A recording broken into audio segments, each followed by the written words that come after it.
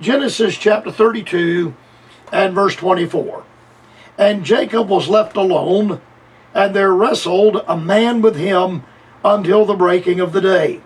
And when he saw that he prevailed not against him, he touched the hollow of his thigh, and the hollow of Jacob's thigh was out of joint as he wrestled with him. And he said, Let me go, for the day breaketh. And he said, I will not let thee go, except thou bless me. And he said unto him, What is thy name? And he said, Jacob. And he said, Thy name shall be called no more Jacob, but Israel. For as a prince hast thou power with God and with men, and hast prevailed. Now that is reading another passage in the Bible concerning the matter of the angel of the Lord. You and I have, at this point, have gone through systematically and looked at every instance in which we find the angel of the Lord mentioned in Scripture. This now brings us to Genesis chapter number 32 and the important events that transpire in this passage. Now I'll get to the matter of the angel of the Lord wrestling with the man Jacob. We will get there in due course. But I think it is worthwhile for us to back up and develop the matter of the context. There is so much theological, doctrinal material that we can gather from this, as well as a practical information that you can apply and appropriate into your life, and that I can apply and appropriate into mine. Verse number 1. And Jacob went on his way, and the angels of God met him. And when Jacob saw them, he said, This is God's host. And he called the name of the place Mahanaim. Now that's an interesting statement. And Jacob went on his way. Now, what is this in reference to? Well, you remember back in chapter number 31 that we saw how Laban had pursued after Jacob. Jacob had a 3-day head start when he stole away from Laban unawares, and it took 7 days for Laban to finally run Jacob down. And there the angel of God met with Laban the night before and said, Speak nothing, either good or evil, to the man Jacob. In other words, you don't harm my servant. Keep your hands off of him. He's my man. And finally, after the showdown that we dealt with on the program yesterday, and Jacob having words with Laban, and Laban having words with Jacob, and the showdown that took place there, they finally made a covenant, one with the other. And they agreed to no longer attack or to be adversaries one of the other. There comes a point in time in your life and in mine when you don't necessarily have to get along with people. This idea that has been propagated, this doctrine that I have heard over the course of my ministry, that we must forgive and forget. And if you remember any aught against your brother, anything that someone has done against you, then you're not right with God. God will not hear and answer your prayers, and a lot of unscriptural nonsense. Paul the Apostle warned young Timothy. He said, Alexander the coppersmith did me much evil. The Lord reward him. Alexander the coppersmith did me much evil. The Lord reward him. And a warning was given to young Timothy to watch out and to be on guard for the man Alexander the coppersmith. And you can read many times when Paul and Barnabas broke up over the matter of John Mark, Barnabas falls out of the Bible. But nowhere do you ever find in Scripture where Paul and Barnabas ever reconciled. Now, toward the end of Paul's ministry, he calls for John Mark and said, He is profitable to me for the ministry. But the matter of Barnabas, there was never any reconciliation in that matter. Now, for you to have the idea that God won't use a man that has a circumstance that's unreconciled, why, you'll have to deny that God used the Apostle Paul. There's no evidence that he and Barnabas were ever reconciled. I said that to say this. There comes a point in time when you and I will have to arrive at a covenant. And as far as I know, Jacob never saw Laban again.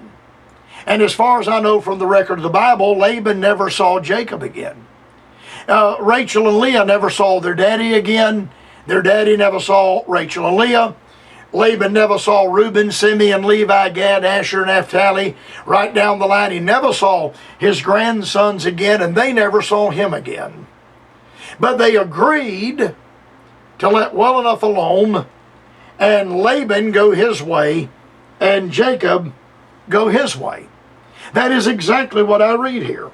In verse 55, and in the last clause of Genesis 31, and Laban departed and returned unto his place, and Jacob went on his way.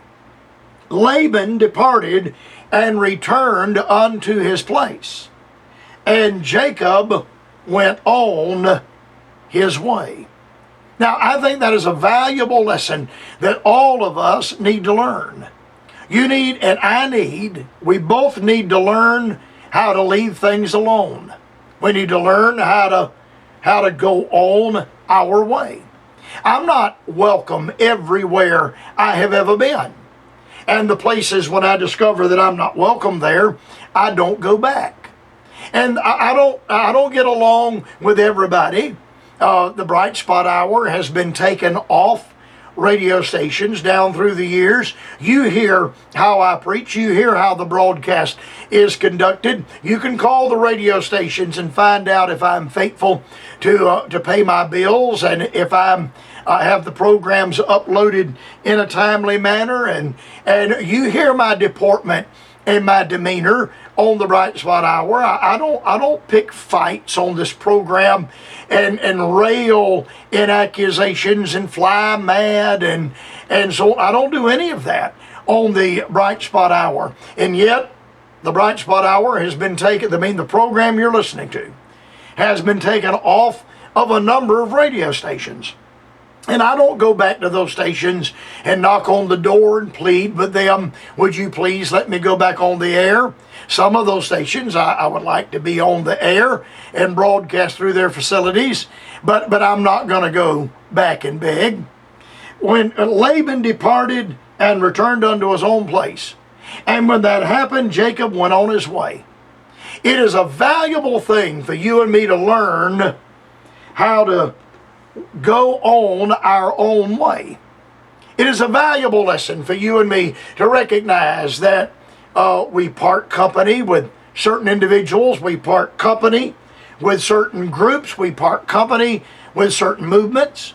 It's not my position to go to war with them. I have been disinvited from camp meetings and various and sundry places. I have not had revival meetings booked back in churches where I've gone down through the years, and I don't write letters and plead with them and call on the phone and plead with them, when can I have another meeting? And I also don't go to war. Some of what I've told today on the Bright Spot Hour, you would have never known if I had not said it. Many of you would have never known that the Bright Spot Hour has been taken off of radio stations down through the years, and that your radio preacher has been disinvited from revival. You would have never known that, because I've never gone to war with those groups or circles or preachers or churches or pastors. I've never gone to war with them on the Bright Spot Hour. And Laban departed and returned unto his own place, and Jacob went on his way. And sometimes in your life and in mine, we need to learn how to go on our way. You need to learn how to pack up your bags and leave. I had one preacher told me, I've never forgotten this, and he had a church that had asked him to resign from the pastorate there, and his comment to me was, when they ask you to leave, you don't have to pray about it. When they ask you to leave, you don't have to pray about it. I have never forgotten that statement.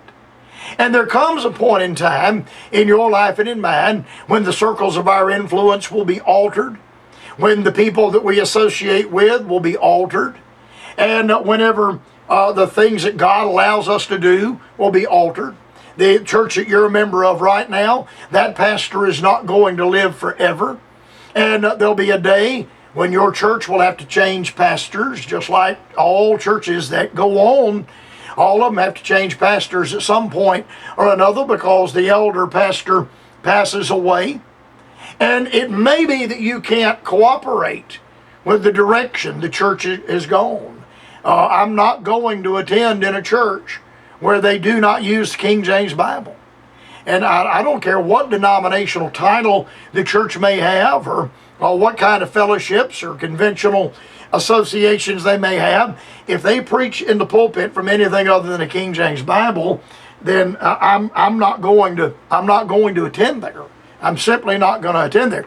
I don't care if the pastor graduated from Cedarville College, or from Bob Jones University, or from the Southern Baptist Seminary in New Orleans. I don't care where you went to school.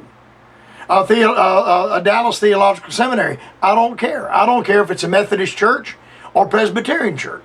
I'm not going where they don't use the King James Bible. Now, I'm not necessarily going to go to war with that on the Bright Spot Hour, but there comes a point in time in your life and in mine, and Jacob went on his way. And Jacob went on his way. And there comes a time when you and I will have to do that. When we've gone as far as we can go with a particular group, a particular movement, a particular fellowship, a particular camp meeting, a particular local church, we've gone as far with them as we can go. And in the final analysis, we just have to go on our way.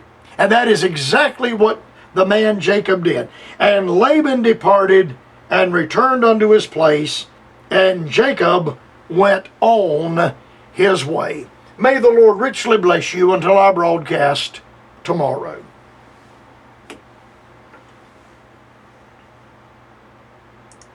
In correspondence to the Bright Spot Hour, Post Office Box 4, Greenville, South Carolina,